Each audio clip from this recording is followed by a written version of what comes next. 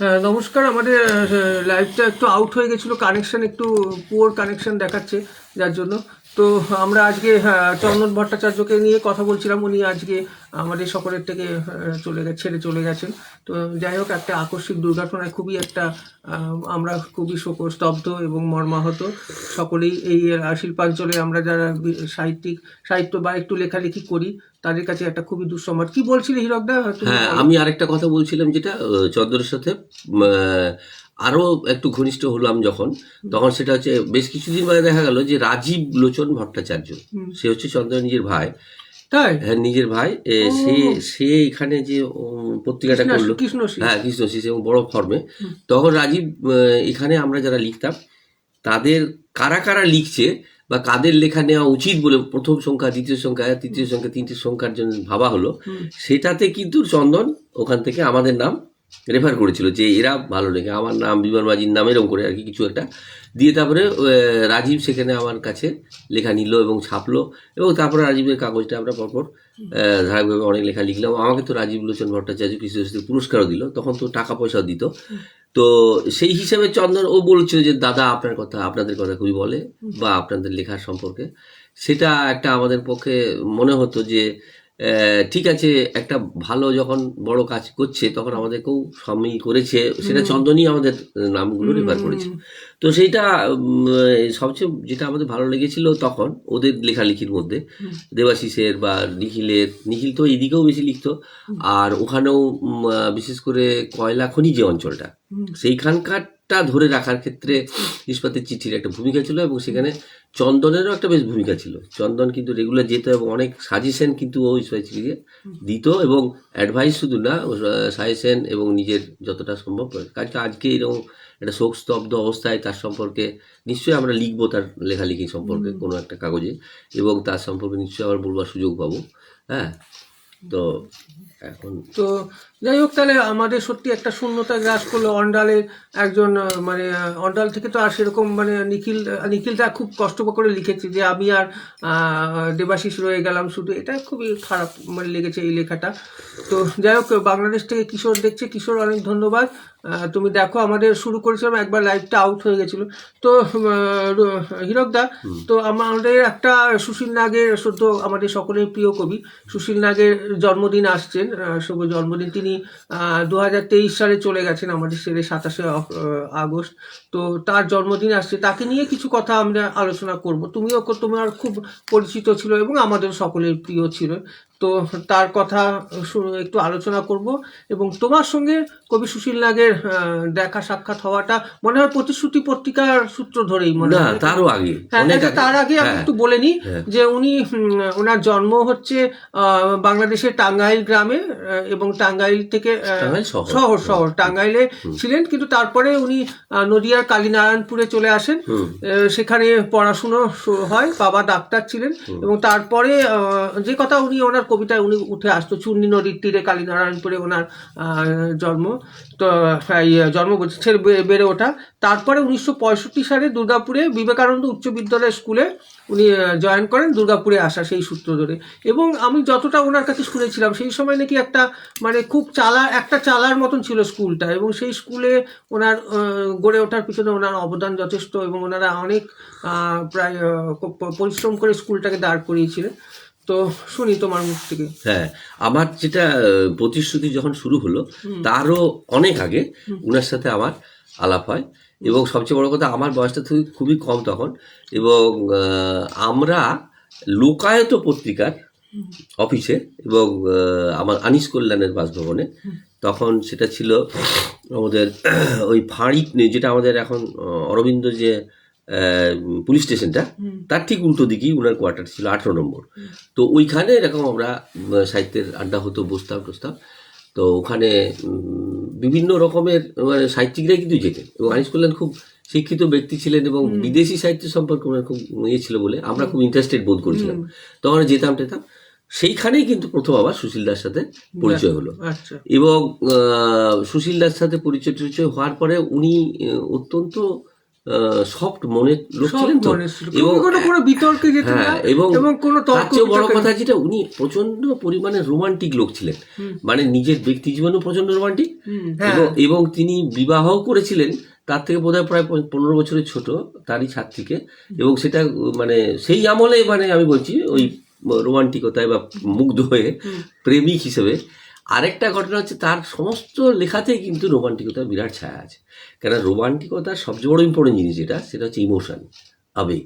তিনি প্রচণ্ড আবেগপ্রবণ ছিলেন সুশীল নাগ, এ নিয়ে কোনো কথা তো হবে না। কিন্তু মুশকিল হচ্ছে সেটা হচ্ছে যে আমাদের দুর্গাপুরে এটা কিন্তু তুমি নিজেও লক্ষ্য করছো যে ছোট ছোট গ্রুপে ভাগ হয়ে গেছে, যেমন এখন, তখনও যে ছিল না তা না, কিন্তু তখন একটু চুপে চাপে ছিল, কিন্তু না, তখন এতটা ছিল না। এতটা ছিল না। আরতিদার কাছে হ্যাঁ, মুখে শুনেছি এতটা ছিল যে না। আমাদের মতান্তর ছিল কিন্তু মনান্তর ছিল না কখনো। সেদিনকে আরতিদা এসেছিল, আরতিদার সঙ্গে বিমানদার আমি ফোন করে দিলাম, তো তারা কি দুজনে ফোন করে কত আপ্লুত কথা হলো, দেখা হলো। তো কিন্তু সেটা ছিল সেই একটা আমল, কিন্তু তার মধ্যেও যেটা হয় প্রেফারেন্স থাকে না, একটা প্রেফারেন্সিয়াল রিলেশনশিপ একটা আছে কথা, সেটাতে দেখা গেছিল যে সুশীলাকে অনেকে তখনকার দিনে যারা সাহিত্যিক ছিলেন, আমি তাদের নাম বলছিলাম, তারাও আমাদের প্রিয়, খুব একটা পছন্দ করতেন না, এবং এটা তার মনের মধ্যে একটা বিরাট দাগ কেটেছিল। এবং একটা সভা হয়েছিল, আমি সেটা বলছিও না, অনেকে হয়তো সেটার সাক্ষীও আছে, সেটাতে ওনাকে ডেকেছেন এবং আমিও ছিলাম সেটাতে। আমরা কবিতা পাঠ করলাম, কিন্তু ওনাকে কবিতা পাঠ করতে দেওয়া হলো না। আমি অবাক হয়ে গেলাম, এবং উনি আমাকে যখন একসাথে আমি আর উনি আসছি, তখন দেখা গেল উনি আমাকে বললেন, তো আমার খুব মনটা খারাপ হয়ে গেল। তখন আমি বললাম যে যদি কোনোদিন আমি পত্রিকা করি তাহলে আপনাকে সভাপতি করবো। এটা তো সত্যি হয়, এবং এটা করেছিলাম, এরকম করেওছিলাম আমি। যখন আমি সভাপতি করলাম, উনি চোখ দিয়ে জল বেরিয়ে গেল ওনার, যে আমাকে এইরকম আমি এটা করবে ভাবা যায় না। তার চেয়ে বড় কথা, প্রতিশ্রুতি আমি বড় কথা বলছি না, বড় কথা হচ্ছে আমার সাথে রিলেশনশিপটা একটা অন্যরকম ছিল, ফ্রেন্ড ফিলোসফার গাইডের মতো। মানে আমাকে সত্যি কথা বলতে একবারে ছেলের মতনই ভালোবাসতে। আর আমাদেরটা বলে যাচ্ছে, তোমরা তো আছো পরবর্তীকালে, তোমরা তো নিয়ে গেছো, তোমরা তো মারাত্মক কাজ করেছো। তার কারণ হচ্ছে তোমরা লিগাসি, এসছি আবার এসছি। তোমরা হচ্ছে লেগাসি কিরকম জিনিস, যে সুশীল নাগকে নিয়ে যে তোমরা মৃত্যুর পরেও দুর্গাপুরের বুকে তোমার স্বপ্নের করিডোর কাজ করে যাচ্ছে দীর্ঘদিন ধরে, এবং আমার কাকলিকেও রক্ষিত করছে, এমনকি লাকিও কিছুটা করছে, চেষ্টা করছে। এইবার এই যে তোমরা করছো, এটা বিরাট বড় ব্যাপার। দুর্গাপুরে এই লেগাসি কেউ রেখে যেতে পারেনি। আমরা যাদের খুব বড় মাপের কবি বলে মনে করতাম দুর্গাপুরে, যেমন ধর সুধাংশু সেন, তিনিও কিন্তু লেগাসি রেখে যেতে পারেননি। আমরা মনে করেছি মৃণাল বণিককে কিন্তু খুব বড় মাপের কবি বলে মনে করি, আমি এখনো মনে করি। মৃণালদা মারাত্মক রোমান্টিক কবি, সে যে লোকটা লিখতে পারে যে ভালোবাসা জন্ম নেয় রম্য পিকনিকে, এই যে অসাধারণ মানে লাইন এটা, হ্যাঁ, এটা আমরা এখন মানে এমনি হেলাই ফেলাই করছি, এই যে কি অসাধারণ লাইনটা তিনি লিখেছিলেন। সেই মৃণালদাকে নিয়ে কিন্তু আমরা কোনো লেগাসি তৈরি করতে পারিনি, বা পরবর্তীকালে মৃণালদাকে নিয়ে কোনো অনুষ্ঠান হলো না, বা মৃণালদাকে নিয়ে কোনো বই বা করিনি। কিন্তু তোমরা এটা করেছো শুধু তারা, এই যে কাকলি দেখতে পাচ্ছি আমি গদ্য সংগ্রহের একটা সম্পাদনা করেছি, খুব ভালো, এটা একটা বড় কাজ করেছে একটা। এবারে দেখো, এই যে একজন কবিকে একটা শহরে যদি তার সন্তান সম কবিরা যদি এটা, আমাদের পত্রিকার নামটাই তো উনি দিয়ে দিয়েছিলেন। এবং সব থেকে বড় কথা, উনি, আমার যেটা ভালো লাগছে, আমার পত্রিকার প্রথম 4 বছর অনুষ্ঠান আমি বাইরে করতেই পারিনি। উনি বারবার বলছেন, না তুমি জয়ন্ত আমার বাড়িটা করো, বাড়িতে করো, এটা তো ছেড়ে দিয়েছিলেন। এবং সব থেকে কথা, এইরকম মানুষ আজকালকার দিনে পাওয়া বিরল। এবারে দেখো, আমরা যেটা বলতে চাই সেটা হচ্ছে যে খুব বড় অনেক কথাই বলা যায়, সে তো বলতে গেলে তোমার 3 ঘন্টা লেগে যাবে। মানে আমার সাথে যে সম্পর্ক, সে সম্পর্কে যদি বলতে যাই, আমি কিছুটা লিখেছিলাম, আরো অনেক কিছু অজানা তথ্য আছে, এখন ব্যাপারটা হয়তো পরে লিখবো সেগুলো। প্রবলেমটা হচ্ছে যে দেখো, তোমরা যে কাজটা করেছো এটা অসাধারণ, এবং করছে এই যে এইরকম কাজ কিন্তু অনেকেই জীবিতকালেও অনেক কবি সম্পর্কে করেছে। যেমন ধরো আমি বলছি, আমি একটা উদাহরণ দিচ্ছি, সেটা ধরো আদম বলে যে পত্রিকা আছে এবং প্রকাশনা আছে, তার যে কর্ণধার গৌতম মণ্ডল, সে তো ধরো আমাদের ওই দেবদাস আচার্য ওখানে কৃষ্ণনগরের খুব বিখ্যাত কবি, তো জানো, এবং বাংলা সাহিত্যেরও বিখ্যাত কবি। তো তারকে নিয়ে কিন্তু ধারাবাহিকভাবে অনুষ্ঠান হয়, তার জন্মদিনকে কেন্দ্র করে। এইটা খুব একটা ভালো একটা লক্ষণ, যে কোনো শহরে যখন একজন কবিকে নিয়ে, সিনিয়র কবিকে নিয়ে, তার লেখা পাঠ, তাকে নিয়ে একটা অনুষ্ঠান, তাকে নিয়ে কিছু বলা যদি করতে থাকা যায়, তাহলে কি হয়, আমাদের যে একটা পরম্পরা বলে কথা আছে না, সেই পরম্পরাটাকে আমরা কি করি, মানে আমরা নিয়ে যেতে পারি, এগিয়ে নিয়ে যেতে পারি। তো সেই এক্ষেত্রে বলতে গেলে সুশীল নাগ আমাদের দুর্গাপুরের একজন নিশ্চয় অন্যতম কবি। তো তোমার প্রতিশ্রুতি নিয়ে যেটা বলছিলে যে প্রতিশ্রুতি সভাপতি করলে, এবং সেটা বলো যে সেই সময় আমি কিছু শুনেছি সেই সময় আমি বলছি। টাকা কালেকশনের জন্য উনি তোমরা গিয়ে স্কুলের অপেক্ষা করতে বাইরে এরকম করতাম। শুধু না, আমি একটা উদাহরণ দিই। ওইখানে তোমার ট্রাঙ্ক রোডে একটা পালবাবুর একজন চায়ের দোকান ছিল, পালবাবুর, এখন আছে কি জানি না ওটা। আমি আর সুশীলদা ওইখানটাতে চা খেতাম, দুজনে চা খেতাম। খেতে খেতে হঠাৎ বলতো যে স্যার, ওনাকে স্যার বলতো। সেই করতে করতে ও ও ভাবতো যে আমিও স্যার বোধ ওই স্কুলে দিই, আমাকেও স্যার বলতো। যে এরকম পালদা বলতো যে এরকম ব্যাপার, কি ব্যাপার আপনারা এইসব করেন, কি করেন বলুন তো, এত গল্প গুজব, এত এরকম দেখি গল্প করছেন, কবিতা গল্প ওই সমস্ত। তো আমরা বললাম এরকম কাগজ ফাগজ একটা করি পত্রিকা টত্রিকা। তো বললো যে আমরা কিছু হেল্প করতে পারি। হঠাৎ উনি বললেন আপনার কবিতার জগতে হেল্প তো কেউ করলে তো বিরাট ব্যাপার। তো বললো যে না, আমাদের তো অ্যাডভার্টাইজমেন্ট তখন নিতাম না। পরে উনার কথাতেই অ্যাডভার্টাইজমেন্ট আমি কিছু দেবো দিয়ে 200 না 300 টাকা দিয়ে অ্যাডভার্টাইজমেন্ট পাল্লা দিকে শুরু হলো আর কি।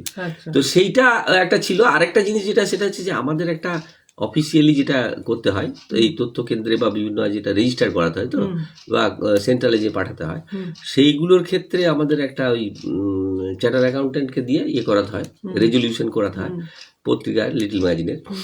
তো সেটার জন্য হঠাৎ একদিন মানে সুশীলা বললো যে এরকম ব্যাপার, তো ব্যাংকে যে একটা প্রতিশ্রুতির বই করাতে হবে, তাহলে চলো।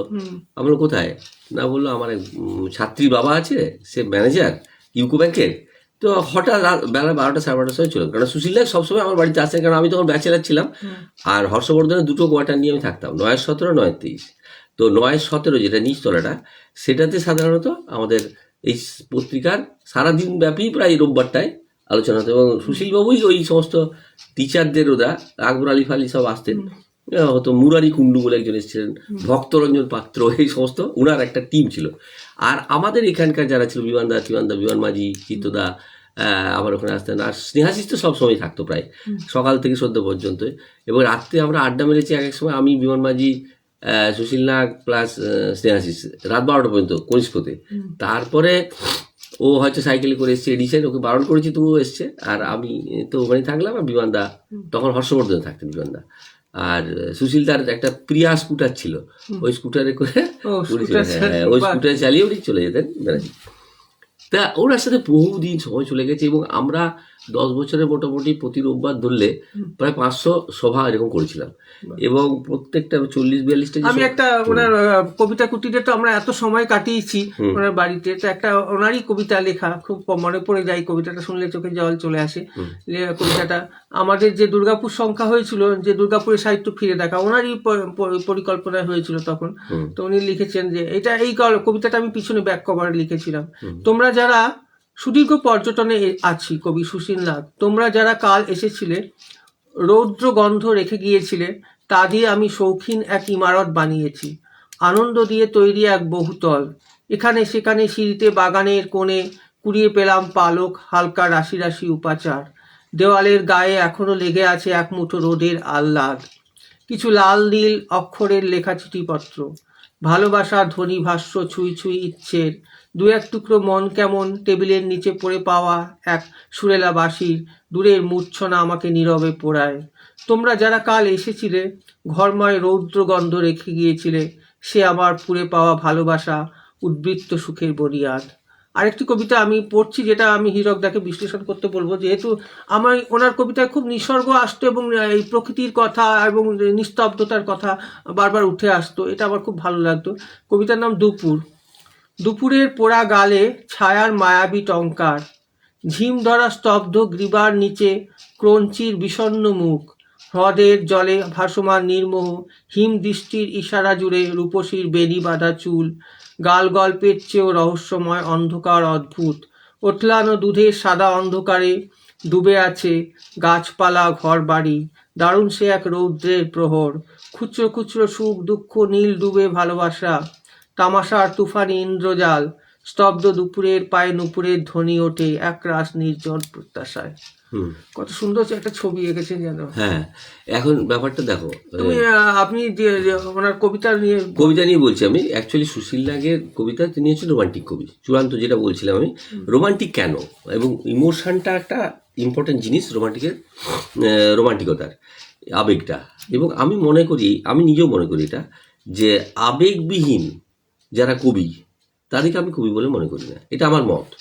ঠিক আছে, ইমোশন যদি না থাকে, একটা শিশু পড়ে গেছে নিচে, তাকে যদি ছুটে গিয়ে আমি কোড়াতে মানে কোলে তুলে না আনি, হ্যাঁ, কিংবা একজন নারীকে কেউ লাঞ্ছনা করছে, হ্যাঁ, তার হয়ে কিন্তু অনেকে বলে যে না আবেগটা, এখন অনেকে বলে পোস্ট মডার্ন কবিরা যে আবেগের প্রাধান্যটা দিলে হবে না, শব্দের একটা জাগলারি থাকতে হবে একটু। না না, তো জাগলারি মানেই হচ্ছে ফালতু জিনিস। তার কারণ হচ্ছে কি, আমি জাগলারি করে মেকআপ দিচ্ছি, যখন আমি মুখে ক্রিম মেখে মেকআপ দিচ্ছি না, সুচিত্রা সেনকে মেকআপ দিতে হতো না, ঠিক আছে, কোনো মেকআপই দিতে হতো না। হ্যাঁ, মধুবালাকে কোনো মেকআপ দিতে হতো না, এমনকি মাধুরী দীক্ষিতকেও কোনো মেকআপ দিতে হবে না। এখনকার যে যারা নায়িকা আছে তাদের মেকআপ দিতে হয়, জাগলারিটা করতে হয়। আমাদের জাগলারির দরকার নেই তো। এই যে ধরো নুট হামসন বলে একজন লেখক ছিলেন, তার বিখ্যাত লেখা হচ্ছে হাঙ্গার, যার জন্য তিনি নোবেল পেয়েছিলেন 1920-তে। তিনি জন্মাচ্ছেন 1859-এ, মানে রবীন্দ্রনাথের 2 বছর আগে। বুঝতে পারছো কি অবস্থাটা? আর সেই 1859-এই প্রথম মাইকেল মধুসূদন লিখছেন শর্মিষ্ঠা, মানে নাটক। মানে মাইকেল বলছেন যে এখানে নাটকই লেখা হয় না কেন, দিয়ে তিনি নাটক লিখলেন এবং উনি প্রথম শুরু করলেন আধুনিক নাটক। তো আমি যে হামসনের কথা বললাম কেন, তার কারণে যেহেতু হাঙ্গার লিখেছেন, সেটাও ইমোশন, যে আমি খেতে পাচ্ছি না, শুধু না খেতেও পাচ্ছি না, আমার খাবার যখন আমি পাচ্ছি তখন আমার যৌনতাও দরকার হচ্ছে, এটাও একটা খাবার আর কি। তো আমার কথা হচ্ছে, এই যে হামসান, নুট হামসান, সে তোমার নরওয়ের কবি ছিল, অথচ তোমার জেমস জয়েস বলো বা আমাদের মেটামরফোসিসের যে লেখক কাফকা, তো তিনি বলছেন আমার গুরু হচ্ছে ও, ঠিক আছে। আবার সবচেয়ে বড় কথা, হামসান বলছেন আমার গুরু হচ্ছে দস্তয়েভস্কি, মানে রাশিয়ান। হ্যাঁ, তিনি লিখেছিলেন কি ক্রাইম অ্যান্ড পানিশমেন্ট, কিন্তু ওটাও দেখবে ইমোশনের লেখা। কেন?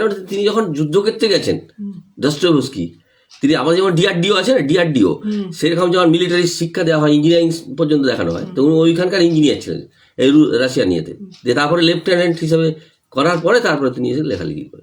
তো ওই ক্রাইম অ্যান্ড পানিশমেন্ট তিনি দুটোই দেখেছেন, মানে যুদ্ধক্ষেত্রেও কিভাবে ক্রাইম হয় হোক পানিশমেন্ট হয়, এটা বলছি। বা দি ইডিয়েট লিখলেন, এইগুলো প্রত্যেকটা কিন্তু ইমোশনাল টাচ আছে। এবং এমনকি এই বছর যে নোবেল পেল যে লোকটা, হ্যাঁ, হাঙ্গেরিয়ান, সেই লোকটা তো পোস্ট মডার্ন বলা হচ্ছে তাকে, কিন্তু তার লেখাটা তুমি দেখো, তার যে লেখাটাতে মেলাঙ্কলি একটা, তার লেখা হচ্ছে মেলাঙ্কলি অফ সরোজ। তো এটা তো রোমান্টিক তো কথাটাই। হ্যাঁ, আমার কথা হচ্ছে যে এটার সাথে কোনো সম্পর্ক নেই, তোমাকে জোর করে কিছু করার দরকার হয় না। আরোপিত একদম ব্যাপার, একদম শব্দ ব্যবহার কিন্তু আমার খুব ভালো, ব্যবহার তুমি করো না, প্রয়োগ খুব সুন্দর করো না। কিন্তু আচ্ছা, এখন লাজলো ক্রিসেন হরকায় ওর নাম, যে নোবেল পেয়েছে, তো সেই লোকটা তো মারাত্মক লোক একটা। হ্যাঁ, সে তো মিলিয়ে দিয়েছে পুরোপুরি। হ্যাঁ, তো আমি বলছি তোমার যদি ক্ষমতা থাকে, প্রতিভা থাকে, এবারে আইকিউ লেভেলটা একটা বিরাট, এটা প্রতিভা ভগবান দিয়েছে, ঈশ্বর দিয়েছে, বা কোনো একটা, যদি ঈশ্বরকে না মানি, কোনো একটা শক্তি আমাদের দিয়ে করে পাঠাচ্ছে। কারণ আমাদের বিবেকানন্দ সবচেয়ে আইকিউ লেভেল ছিল, বাঙালিদের মধ্যে সবচেয়ে হাই আইকিউ লেভেল বিবেকানন্দকে ধরা হয়। মানে 200 শুনতাম যে ব্রিটানিকা পুরো কোনো বইয়ের বলে দিতে পারতে সেই সময়কার, সেই সময়, এবং ওনার নাকি 260 এরকম আইকিউ লেভেল ছিল, মাপার ইয়েতে 260 ছিল আর কি। তো সেখানে আইনস্টাইনের নাকি ছিল 160, আর ওনার ছিল 260 বিবেকানন্দ, মানে এইরকম বলা হয় আর কি। তো লিওনার্দো দা ভিঞ্চির নাকি 180, এরকম একটা লিস্ট থাকে।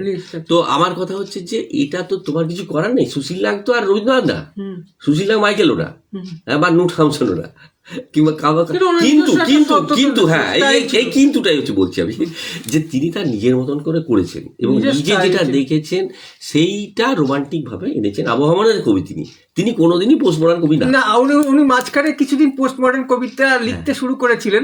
তো আমি বললাম যে আপনি এই কবিতাগুলো ভালো লাগছে না, আপনাকে খুঁজে পাচ্ছি না, কিন্তু আপনার যে স্টাইল, আপনার যে আমিও বলেছিলাম এবং তখন ব্যাক করেছেন, তখন উনি একদম লিখবেন না, একদম জোর করে বলেছিলাম আর কি। ওনাকে কেউ হয়তো বলেছিলেন যে আপনি একই রকম। হ্যাঁ হ্যাঁ, না একই রকম আমি বলছি না, নতুন লেখা লিখতেই হবে। নতুন কি লেখা যায় না ছন্দে, নতুন কি লেখা যায় না আবহাওয়া, মানে শব্দ দিয়ে তো অনেক কিছু ইমোশনে তো করতে পারে।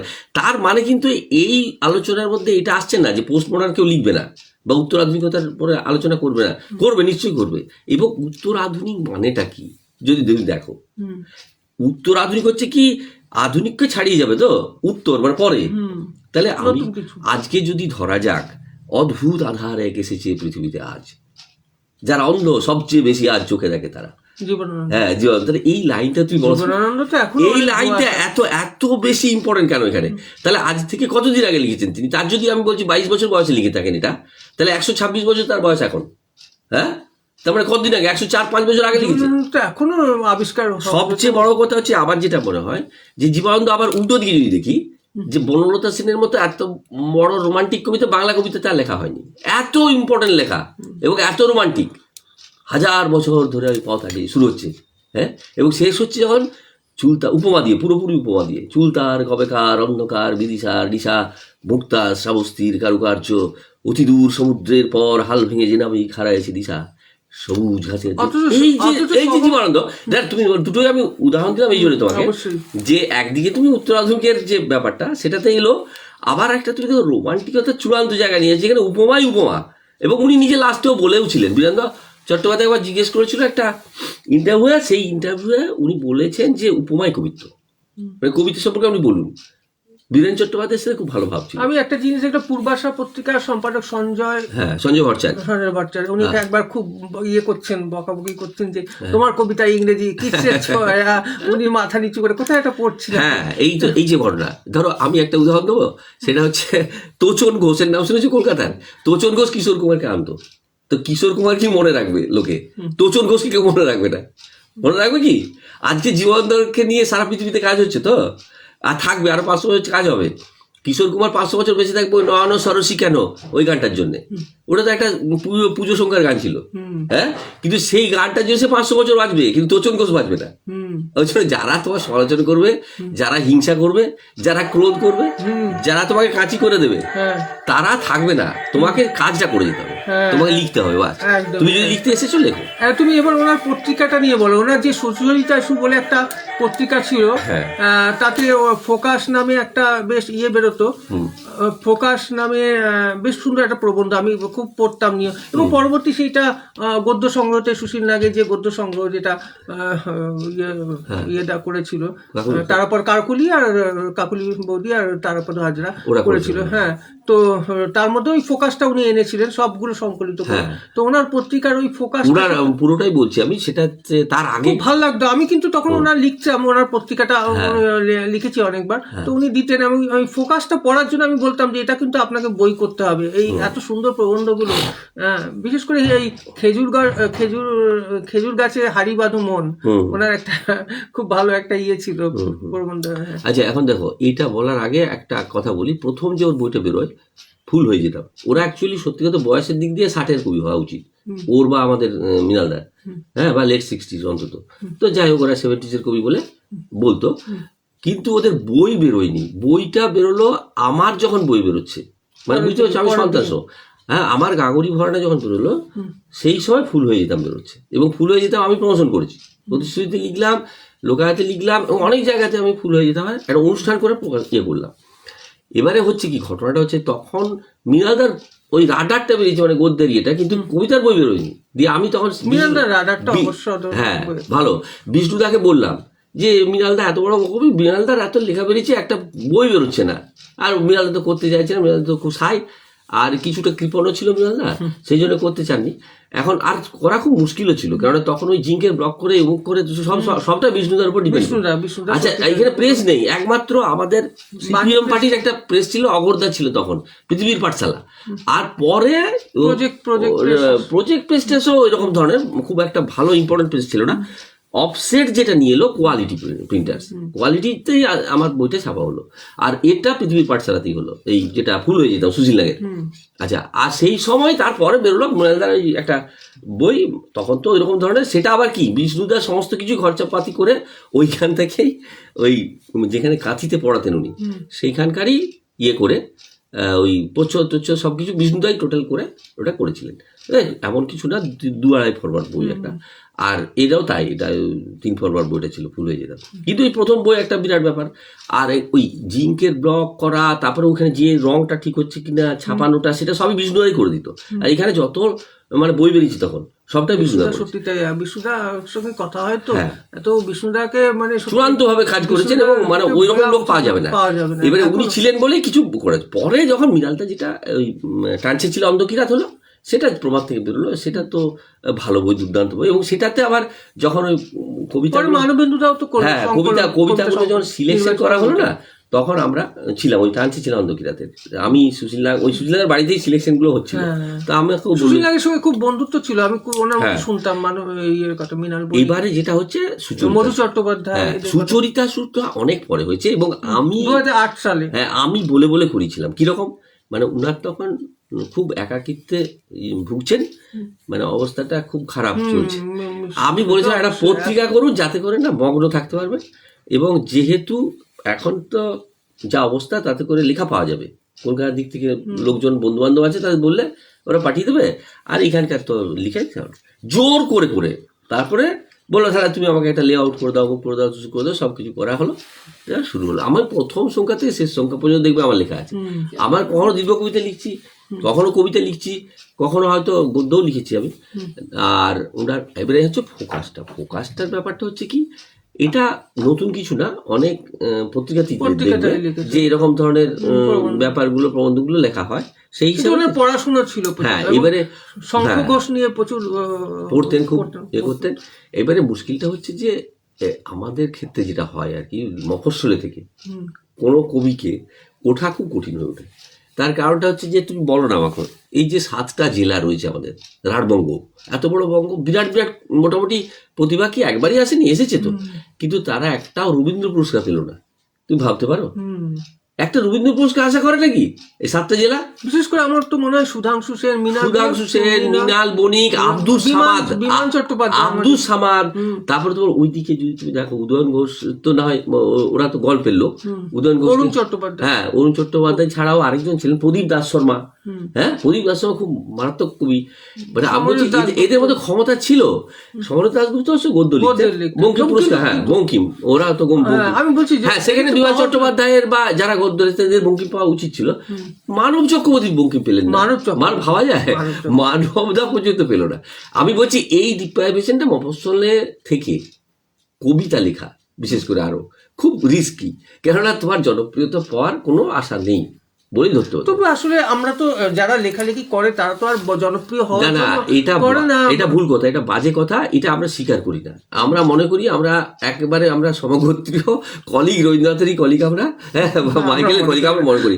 কেননা আমাদের যে মনের সুখে কবিতা লিখছি এটা নয়, আমাদের মনের মধ্যে এটা আশা আছে যে আমি নোবেল পাবো না ঠিকই, অন্তত বাংলা একাডেমিটা পাবো না, বা সাহিত্য একাডেমিটা পাবো না, বা এই যে এত এত পুরস্কার হয়েছে এখন এগুলো পাবো না, সরকারি পুরস্কার। আজকে তোমার বলো না, আমি খুবই যদি একদম উপর লেভেলে বলছিলাম, একদম নিচে চলে আসছি, নিচে বলছি, রতন দাসের নাম শুনেছো তুমি? হয়তো শোনোনি, অনেকেই শোনেনি। রতন দাস 80s এর একজন কবি, তিনি কিছুদিন আগে মারা গেলেন। রতন দাস সম্পর্কে আমি লিখেছিলাম কবিতা ক্যাম্পাসে। তার মৃত্যুর পর একটা সংখ্যা করেছে কবিতা ক্যাম্পাস মোটা করে, এবং সেটাতে দিশারি লিখেছে, দিশারি মুখোপাধ্যায় খুব ভালো লেখা। হ্যাঁ, দিশারি খুব ভালো লিখেছে ওটা, ওই ইয়েটা, এই রতনের পরে। রতন সম্পর্কে কজন জানে, কিন্তু রতন মারাত্মক বড় অনেক কবি। এমনকি তুমি আমাদের দিলীপ তলোয়ার বলে একজন কবি আছেন, মানে কবি ছিলেন, তিনিও মারা গেলেন, অল্প বয়সে মারা গেলেন। দিলীপও খুব বন্ধু 80s এর কবিদের। দিলীপ মালদার একটা প্রত্যন্ত গ্রামের ছেলে, অসাধারণ অসাধারণ কবিতা তার। তাকে নিয়ে কোনো একটা লাইন লেখা হয়েছে কি? আমি একদম নিচে বলছি, একদম গ্রাউন্ড রিয়েলিটিতে চলে এসেছি। আচ্ছা, তুমি বলো না, দিলীপ আমাদের চোখের সামনে, তুমি তাকে চেনো, দিলীপ বন্দ্যোপাধ্যায়, পুরুলিয়ার অসাধারণ কবি, মারাত্মক তার ডিকশন। তাকে এই যে পুরুলিয়াতে জঙ্গলমহলের উৎসব হলো, সরকারি বেসরকারি বড় মেজো ছোট কোনো জায়গায় তাকে ডেকেছে বা পুরস্কৃত করেছে, করেনি, করবেও না। এই যে ধরো আমাদের মতো লোকরাও কিন্তু পুরুলিয়া গেছি, তুমিও গেছো, আমি যে অতনু ডেকেছি আমাদের গেছি, বা অর্গানাইজার আমাদের ডাকে, বা নির্মলদা থাকে, নির্মলদাও ডাকে দেয়, অনেক সময় গেছি তো আমরা। হ্যাঁ, এখনো ডাকে কিন্তু যেতে পারছি না। আসলে ওইভাবে মানদণ্ড না মানদণ্ড আছে এটা। তুমি জানো নোবেল যদি না পেতো রবীন্দ্রনাথ, তাহলে কিন্তু সারা পৃথিবীতে রবীন্দ্রনাথকে চিনতো না কেউ। কেননা এটা রণজিৎ দাস আমাকে বলেছে যে যখন আমি যখন রবীন্দ্র পুরস্কার পেলাম, তার আগে আমাকে ব্যবস্থা করে দিয়েছিলেন সুনীল গাঙ্গুলি। সুনীল দা, যে তোমাকে পুরস্কার দেওয়া হয় তার আগে তুমি এই বিদেশে পাঠাচ্ছি, এই দেশগুলো তুমি ঘুরে আসবে, মানে সাহিত্য একাডেমির টাকায়। এবং সেখানে উনি দেখছেন অবাক কাণ্ড, যে ইকিরি আমরা সে রবীন্দ্রনাথকে যেটা জানি না ওরা তারা জানে। কি করে জানলো? যদি তোমার ওই পুরস্কারটা না পেতেন, রবীন্দ্রনাথ তো প্রচন্ড আধুনিক ছিলেন সেই সময়। আরে রবীন্দ্রনাথকে পড়বে কে? রবীন্দ্রনাথকে বাইরের লোকের তো অনুবাদ করে পড়বে। রবীন্দ্রনাথের সব জিনিস অনুবাদ হয়েছিল তখন? হয়নি, কিন্তু না ওইভাবে জোর করা যাবে না। তোমাকে যখন আলোচনা করবে আলোচনার দিকেই যেতে হবে। 1913-তে পাচ্ছে রবীন্দ্রনাথ নোবেল, আর 1920-তে কেন পাচ্ছে? ওই যার কথা বলছিলাম হামসান। হামসান কি কম বড় লেখক নাকি? আধুনিকতা এবং পোস্টমডার্ন লেখক। তুমি বলছিলে টলস্টয় তো পাইনি, কিন্তু হামসন 20-তে কেন পাবে? কেন? গরিব ছিল। হামসন কি করেছিল? বাবা মা ছেড়ে দিয়ে চলে গেছে, কাকার কাছে রেখেছিল। কাকা কি করেছে না, বিক্রি করে দিয়েছিল একটা মুচির কাছে। সেই মুচির কাছে কাজ করতো, সেই মুচির বাগানে, মানে একটা বিরাট খামার বাড়ির এখানে একটা হোগলা পাতা নিয়েতে থাকতো সে, সেই হামসন। সে গরিব লোক, সেই জন্য সে পাবে না। এই যে শোষণ, এটা চিরদিন থাকবে। কার্ল মার্কস এত বেশি বিখ্যাত কেন? কান্ট, হেগেল এত বিখ্যাত কেন? তার কারণ হচ্ছে এরা যেটা দিয়েছে ফিলোসফিক্যালি, সেটা তোমার খণ্ডন করা যাবে না, চিরদিন থাকবে। কেন? মার্কসের সবচেয়ে বড় কথাটা কোথায়? এই যে আমাদের ক্লাস ডিফারেন্সটা, এটাকে কি করতে হবে? আমাদের কমিয়ে আনতে হবে। কিন্তু কমানো যাচ্ছে না, কমানো যাবেও না। তার কারণ শোষণ আমি করবই। আমি যখনই ওই ক্ষমতাটা পাবো না, একজন ইট পাস 4 জন আইএসকে ধমকাচ্ছে। হ্যাঁ, আমি টিভি খুললে দেখছি 3 জন বিডিএকে একদম টেবিল চাপড়ে তাকে মেরে ফেলার মতো করছে। হ্যাঁ, কেন করছে? সে তো WBCS অফিসার, তো সিভিল সার্ভেন্ট, তাকে করতে পারে না। এসডিওকে কিছুদিন আগে মার্ডার করে দিল একটা এসডিওকে, কোন জায়গায়? কেন পারবে? সে আইএস অফিসার। কিন্তু সেটা করেছে কেন? ক্ষমতা যখন তো সে দখল করে নিল, তখন সে কি করবে? তাকে শোষণ করবে। তো এটা রবীন্দ্রনাথের দাদু ছিল দ্বারকানাথ, এটা মনে রাখতে হবে কিন্তু তোমাকে। রবীন্দ্রনাথ যেটার জন্য পেয়েছে সেটা নোবেল পাওয়ার, আমি বলছি ঠিক আছে আমাদের রবীন্দ্রনাথ, কিন্তু রবীন্দ্রনাথের সবচেয়ে ভালো লেখা কোনটা? রক্তকরবী। রক্তকরবীর জন্য তো অনেক পেয়েছেন কিছু। গোড়া বলো, কাজে পুরস্কারটা একটা বিরাট ফ্যাক্টর। বললে তো হবে না আমি কিছুই লিখি না, আমি একটা বিরাট উদাসীন আমি। কিন্তু এটা নয়। কেন? শঙ্খ ঘোষ যখন জ্ঞানপীঠ পাচ্ছে, তখন এই কথাটা উঠেছিল, ঠিক আছে? এবং শঙ্খ ঘোষ যে পুরস্কারগুলো পেয়েছে, যখন শঙ্খ ঘোষের উপর আক্রমণ এসেছিল, তখন বলা হচ্ছে উনি এত এই পেয়েছেন, ওই পেয়েছেন, সেই পেয়েছেন, তাকে আক্রমণ করা যাবে না, তাই তো? কিন্তু শঙ্খ ঘোষের লেখাটার মধ্যে তখন যায়নি। কিন্তু তুমি যেটা বলতে চাইছো যে লেখার ভিতরে যেতে হবে, লেখার ভিতরে যেতে হবে, সাধারণ মানুষ কি যাবে না। তা কাজেই তোমাকে যতই তুমি করো না কেন, সবকিছুর একটা মূল্য আছে। এবং প্রকৃত লোক পাক, এটা সবাই চায়, কিন্তু প্রকৃত লোক পায় না, এটা ঘটনা হয়ে যায়। এবং এই যে সাইড করে দেওয়া, আলোক সরকারের মতো কবি, সে সাইড হয়ে গেছিল। বিনয় মজুমদার থেকে তো পাগলই করে দিল তাকে। বিনয় মজুমদারকে আমাদের বিনয় মজুমদারকে তো শেষ করলো, একে জীবনানন্দকে কি অবস্থা করলো? সে তো সুইসাইড করলো। একের পর এক তুমি দেখতো প্রণবেন্দুকে কি করেছে, অত বড় শিক্ষিত লোককে। এগুলো হয়, এগুলো আমাদের চোখের সামনে। আমি তোমাকে রিয়ালিটিটা বলছি, আমি তোমাকে ইতিহাসটা বলছি, জাস্ট পার্সপেক্টিভটা বলছি তোমাকে। কিন্তু আমরা যেটা মনে করবো সবসময়, কিন্তু আমাদের মাটিতে পা রেখে চলতে হবে, যে আমরা ভাই মফস্বলে লিখি, আমরা ওসব পাবো না। আমরা যত বড়ই হই না কেন পাবো না। কিন্তু আমাদেরও লিমিটেশন আছে, আমাদের বিরাট প্রতিভা নয়। একটা কিছু তো পাওয়া হয়, আমরা একটু অন্যরকম ভাবে বাঁচা হয়। সুশীল নাগের এমন কিছু প্রতিভা ছিল না যে রবীন্দ্রনাথের মতো, এটা তো ঘটনা না? তুমি স্বীকার করো রবীন্দ্রনাথ না মাইকেলের মতো ছিল না, জীবনানন্দের মতো ছিল? হ্যাঁ, ছিল না তো। বা কিটসের মতো ছিল না। হ্যাঁ, সুশীল নাগ তার নিজের যতটুকু প্রতিভা সেটা ইউটিলাইজ করে গেছেন, এটাই বড় কথা। যার যেটা প্রতিভা তাকে ইউটিলাইজেশন করতে হবে। এই যে আমরা তাকে স্মরণ করছি, আমরা তাকে, এটাই তো বড় পাওয়া। এটা বড় পাওয়া মানে কি? উনি তো আর দেখতে পাচ্ছেন না। উনি বেঁচে থাকতে যদি করতে পারতাম, তাহলে কি হতো? তিনি দেখতে পেতেন যে হ্যাঁ ঠিক আছে ভাই, আমাকে সত্যি ভালোবাসে এরা, তাহলে উনি কেঁদেই ফেলতেন। কিন্তু আমরা তবুও যেটা করছি, এতে একটা লাভ আছে, সেটা হচ্ছে যে আমরা এই লেগাসি মেনটেন করছি, 1। 2 হচ্ছে যে আমরা যদি এটা করি, পরবর্তী যে কবিরা আসবে তাদের মধ্যে এটা হবে যে না আমাদের দুর্গাপুরে এই পরম্পরাটা মেনটেন করা, শিকড়কে আমরা হ্যাঁ এই পরম্পরাটা আমরা মেনটেন করেছি, এটুকু আর কি। যাই হোক, আমার সত্যি তাই আজকে আমরা অনুষ্ঠানে প্রায় শেষে অনেক আলোচনা হলো। তো আগামী রবিবার আমরা কবি সুশীল নাগের স্মরণ করছি কর্ণফুলীর ধারে পত্রিকার থেকে এবং আমাদের স্বপ্নের করিডোরের পত্রিকার থেকে। আপনারা সকলেই আসবেন, সেখানে আরও আলোচনা হবে, কবিতা অনেকে পাঠ করবেন এবং কবিকে নিয়ে অনেক আলোচনা হবে। আজকে আমি যেহেতু আজকে আমি অফিস যাইনি, ছুটি নিয়েছিলাম শারীরিক অসুস্থতার জন্য, তো আজকে ভাবলাম একটা লাইভ করি। তো যাই হোক, এদিকে চন্দন ভট্টাচার্য মহাশয়ও আজ কবি চন্দন দাস চলে গেছেন। সত্যি তাই যে আমাদের সত্যি মানে একটা আমরা শোকস্তব্ধ মর্মাহত।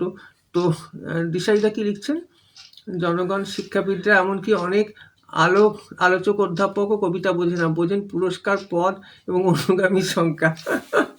সত্যি তাই দিশাইদা, সত্যি তাই। আর এবং কবি সুশীলদা কিন্তু বলতেন যে কবিতাটা খুব নির্জনে যাপনের একটা বিষয়। এই জন্য এটা কোনো আমি যতটুকু শুনেছি ওনার মুখে, যতটা মিশেছি, যে কিছু প্রত্যাশা করার বা কোনো তুমি যেরকম ভাবে একটা অন্যরকম ভাবে বাঁচা। বিশেষ করে দেখো হীরকদা, আমি ওনাকে তো দীর্ঘদিন দেখেছি। আমি ওই যে রামকৃষ্ণ এভিনিউ এখনো গেলে আমার মনটা খারাপ হবে।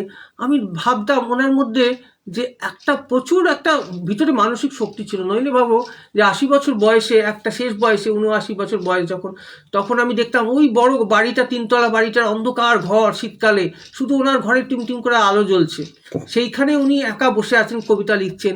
বা আমরা গেলে খুব খুশি হতেন। আমি ডিউটি করে প্রায় ওনার বাড়ি যেতাম। তোমরা এসছো, বসো, চা করো, খাও, তোমরা বেশ করো।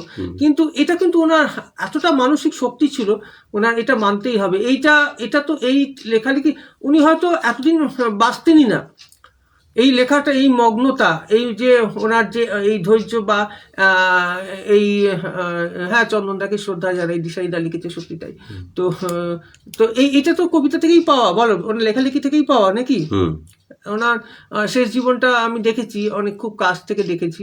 তো যাই হোক, আজকে আমরা আলোচনা এখানেই শেষ করছি এবং তারপরে হীরকদার কিছু কবিতাও শুনবো একটু পরে। তো যাই হোক, হীরকদা, তাহলে আমার শেষ প্রশ্ন, তাহলে তুমি বলতে চাইছো যে কবি সুশীল নাগের সঠিক মূল্যায়ন হয়নি? না, সঠিক মূল্যায়ন হয়নি, এবং সঠিক মূল্যায়ন অ্যাকচুয়ালি কারোই হয় না কোনো কবি। কেন, কবির কি হয়, তখনও কিছু দিয়ে যাওয়ার ব্যাপার থাকে, ঠিক আছে? এই যে ধরো আমি যাদের কথা বললাম, মানে খুব ঘনিষ্ঠ লোকদের কথা বললাম, রতনের কথা বা দিলীপের কথা, এদের কথা, হ্যাঁ, মৃণাল দত্ত আর একটু সিনিয়র, তাদের কথা বলেছি, আবার তার সিনিয়রকেও বলেছি। কিন্তু তুমি যদি দেখো, সত্যি কথা বলতে গেলে, যে আমাদের রঞ্জিত সিংহ যে বিখ্যাত কবি, কিন্তু তাকে কি মূল্যায়ন হয়েছে? হয়নি। শম্ভুনাথ চট্টোপাধ্যায়, তার কি মূল্যায়ন হয়েছে? হয়নি। শম্ভু রক্ষিত, তার কি মূল্যায়ন হয়েছে? হয়নি। এরকম বড় বড় অনেক রকমের মাপের কবি আছে, এবং তার লেখা পড়লে তুমি অবাক হয়ে যাবে। হ্যাঁ, অদ্ভুত ধরনের একটা তাদের নিজস্ব মৌলিকতা রয়েছে, কিন্তু এগুলো হয় না, হবেও না, এটাই ঘটনা। কেননা আমাদের বাঙালিদের মধ্যে একটা সবচেয়ে বড় ইম্পর্টেন্ট জিনিস সেটা হচ্ছে যে আমরা যখনই হোক না প্রেম করব আর কবিতা লিখবো, এটা একটা মানে আমাদের স্বতঃসিদ্ধ ব্যাপার। যেই হোক না কেন 2-4টা সে কবিতা লিখবে, আর সে একবার হয়তো প্রেম করবে, প্রেমে হয়তো সে সাকসেস হবে না, কিন্তু সে প্রেম করবে, এটা হচ্ছে বড় কথা। এবারে আমরা হয়তো একটু পড়াশোনা করছি বা করার চেষ্টা করছি, বা আমরা একটু লিখছি দীর্ঘদিন ধরে, তারপর একটা অভিজ্ঞতা হয়েছে আমাদের। এই 40 বছর ধরে লিখছি, খুব ছোটবেলা থেকে লিখতে লিখতে লিখতে লিখতে অনেক বই বেরিয়েছে, অনেক জায়গাতে পত্রিকাতে লিখতে লিখতে আমাদের একটা বন্ধু বান্ধবের সার্কেলও বেড়ে গেছে অনেক।